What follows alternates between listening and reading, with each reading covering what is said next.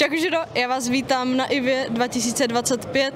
Minulý rok to video úplně nevyšlo, ale tenhle rok to určitě vyjde. Mám lepší mikrofony, lepší kameru, takže určitě se mi bude i líp točit a snad uvidíte výstupy, nějaký novinky a jdeme na to.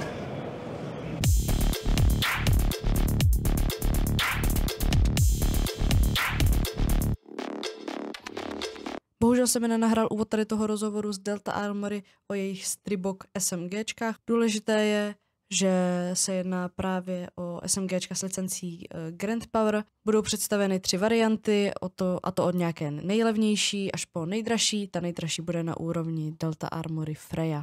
Děkuji moc Katusu, který mi poskytl lístky na IVA 2025. Ďalšia vec je pripravená s T-čkovým konektorom, samozrejme pripravená používať 11,1 lipovku baterku, čo sa mi zdá používa každý skoro už v dnešnej dobe. Upgrade verzia, to isté, ten istý setup ako pri štandardnej verzii, s tým, že vnútro je trošku upravené. Máte tam CNC hlavu valca, CNC hlavu piestu, CNC trysku, piest z nehrdzavejúcej ocele, vysokootáčkový motor.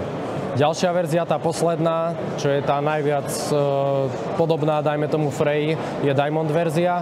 Diamond verzia je ten istý setup, presne s tou istou procesorovou jednotkou vo vnútri, čiže Eagle je tu unit.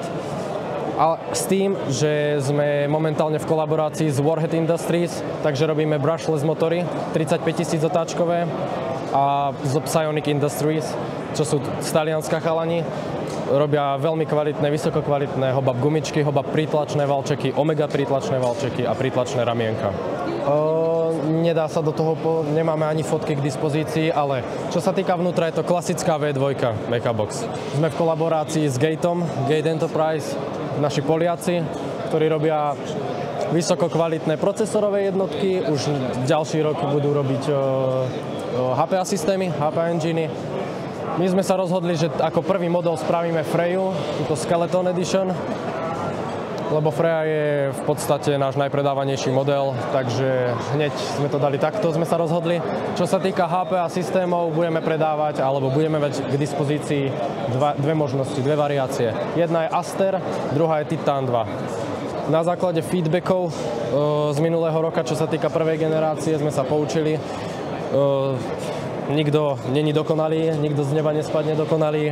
Tá prvá generácia, mali sme nejaké feedbacky, čo sa týka nefunkčnosti zbraní, alebo že zle tesný zásobník. S kolegami, technikmi sme boli na Tajvane, v Číne, všetko sme pozreli, každý jeden kus sme odskúšali, čiže to sa už určite nestane.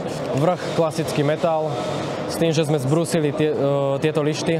Na základe toho unikal plyn, čiže zásobník na jedno použitie plynu vám vydržal asi jeden zásobník. Teraz sme to skúšali, vydrží to 4,5 zásobníku. Bolo to v hale, čiže plus minus takých 23 stupňov. Ako som vravel, volá sa Crusader. Telo sme navrhovali my spolu s chalanmi z Grand Poweru, čiže je to navrhnuté na Slovensku. Farebné variácie máme 3, ako vidíte, čierna, olivová, tanová. Čo sa týka záverov, máme na výber 6.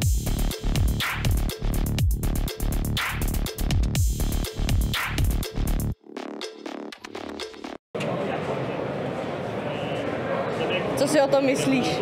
Moc hezké to je.